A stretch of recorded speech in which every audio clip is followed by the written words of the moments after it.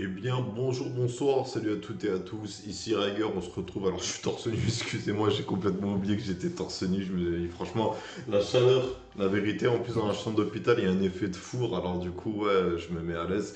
Et donc, on se retrouve aujourd'hui pour la preview de cette série de reviews qu'on va commencer sur le livre de Adrian Tchaikovsky, Chien de guerre.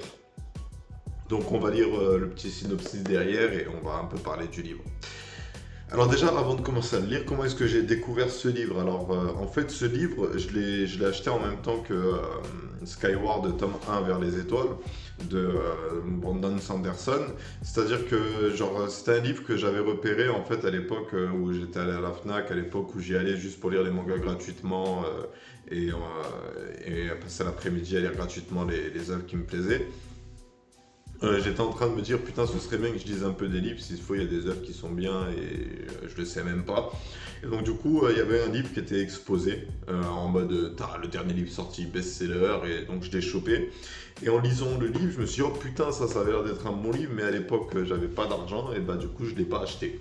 Et le titre que j'ai eu en mémoire concernant ce livre, c'était Chien de guerre. Alors, du coup, quand je suis allé à la Fnac acheter Skyward, j'ai demandé aussi de souvenir le livre Chien de guerre.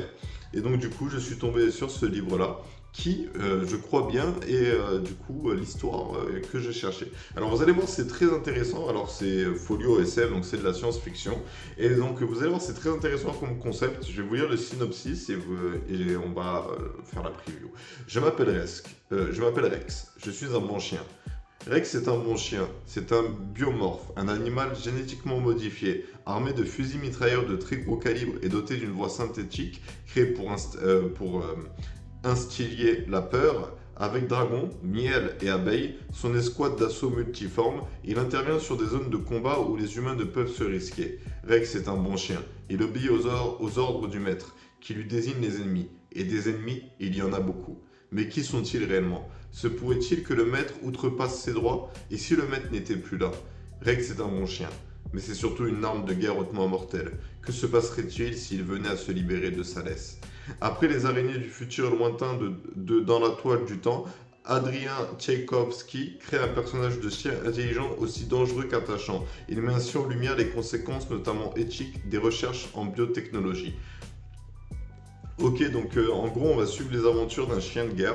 Donc d'un chien. Alors moi, je pense que c'est que le titre chien de guerre, en tout cas pour la traduction française, a été choisi justement par rapport au terme des vendeurs d'armes qui vendent des armes aux groupes paramilitaires du monde. Et donc du coup, on va voir un peu peut-être une sorte de philosophie de c'est quoi la guerre, de est-ce qu'il faut écouter les ordres du général sans les remettre en question.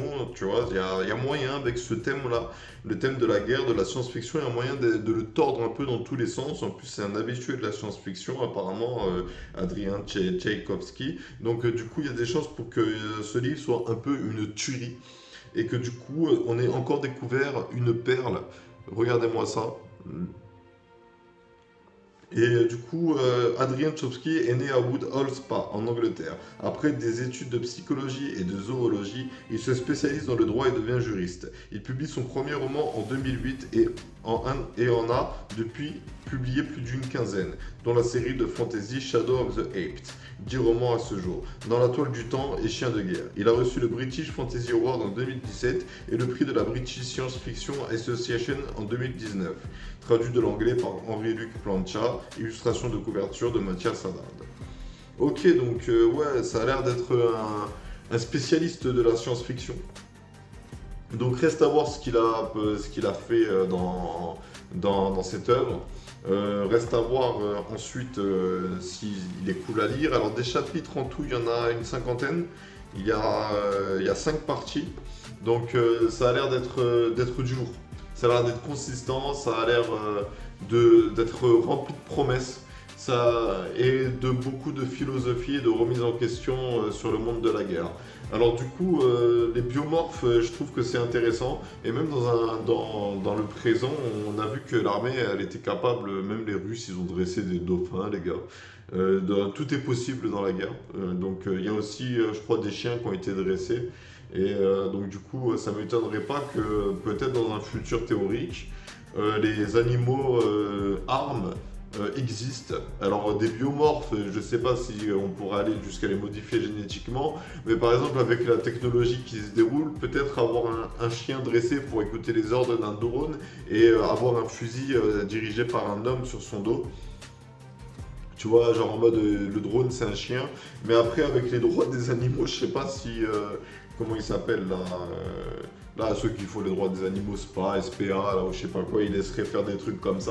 Ça m'étonnerait si demain les militaires ils nous sortent, oui on va dresser des phoques pour désamorcer les bombes, et je pense pas que ça va passer crème, tu vois. Mais oui, les militaires, ils ont tendance à chercher un peu dans tous les sens toutes les armes possibles et imaginables. Là, la guerre, elle prend des formes auxquelles on peut parfois ne pas s'attendre. Et donc du coup, avoir un livre qui va traiter de ce sujet à plus dans ce délire de science-fiction, parce que j'avoue que je suis en manque de science-fiction. La science-fiction, c'est un genre que j'aime beaucoup. Je trouve que mélanger, on va dire, le côté fantastique et le côté logique, le côté fantastique du fantastique et de la fantasy et le côté logique de la science, ça crée un genre vraiment très intéressant. Alors du coup, Chien de guerre, je lirai un chapitre par semaine parce que j'avais pas de place pour le reste du planning, sinon ça aurait été trop chargé en vidéo. Déjà que c'est 5 vidéos par jour minimum, j'abuse entre guillemets, mais je pense pas qu'il y aura tous les jours des reviews actualités parce que des fois j'ai rien à dire. Je vous rappelle juste qu'en ce moment sur ma chaîne il y a un jeu concours, vous pouvez gagner maintenant 35 € de cadeaux à la FNAC. Pour ce faire, vous devez réunir un maximum de mots-clés avant le 6 septembre. Le 6 septembre, il faudra m'envoyer par message privé sur Discord les mots-clés que vous avez récoltés. Si vous avez les 20 mots-clés, il faut m'envoyer le message sur Discord maintenant. Venez dans les groupes, il y a l'onglet jeu concours, vous dites j'ai réuni les 20 mots-clés, je vous envoie une invitation, vous m'ajoutez, vous m'envoyez les 20 mots-clés. Et là, vous gagnez votre lot de cadeaux à la FNAC. Alors du coup, le mot-clé de cette vidéo, je vous le donne maintenant. Qu'est-ce que je voulais dire? Ouais, le 6 septembre, il faudra m'envoyer les mots-clés. Et ceux qui auront réuni le plus de mots-clés le plus rapidement recevront pour la deuxième place 35 € de cadeau à la FNAC et pour la troisième place 15 € de cadeau à la FNAC. A noter que la première place a été remportée par un abonné. Donc au moment où je fais cette vidéo, je ne vais toujours pas acheter le lot. Je lui ai envoyé un message mais j'ai pas vu la réponse. Et donc du coup, voyons voir. Le mot-clé de cette vidéo, c'est révélation. Je répète, le mot-clé de cette vidéo, c'est révélation. Voilà les gars, on continue le jeu concours, c'est cool, ça fait plaisir de vous proposer de gagner des lots. Franchement les gars, participez, ça me fait plaisir de vous offrir ces cadeaux. Mais je vais changer le prochain mot-clé, je pense que je vais faire en sorte qu'il y ait plus de gagnants, mais les lots soient moins chers, ce soit genre 10 € de cadeaux à la FNAC pour avoir fait un truc vite fait. Genre je vais trouver, genre peut-être retourner à 7 mots-clés, j'ai déjà le thème. On verra le délire qui m'inspire au prochain jeu concours. Bref, c'était la preview de Chien de guerre de Andrian Tchaïkovski. Donc un livre qui m'intrigue, un livre qui, je pense, ne va pas me décevoir.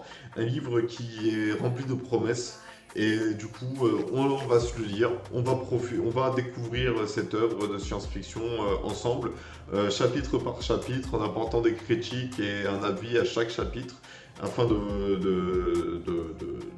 d'embellir tout ça, quoi. J'en sais rien. Moi, j'aime bien faire ce genre de concept. J'aime bien ce rythme de parution et de rythme de consommation de mes œuvres culturelles. Même si je pourrais me tout taper d'une traite, entre guillemets, pour vite passer à un autre livre, je sais pas, j'aime bien le rythme que j'ai avec ce planning-là et ces choix d'œuvres. Et donc voilà, on va s'arrêter là pour aujourd'hui. C'était Riger, je vous remercie d'avoir suivi cette vidéo. Je vous souhaite une bonne journée, une bonne soirée, un bon après-midi. Et je vous dis à bientôt pour une prochaine vidéo. Allez.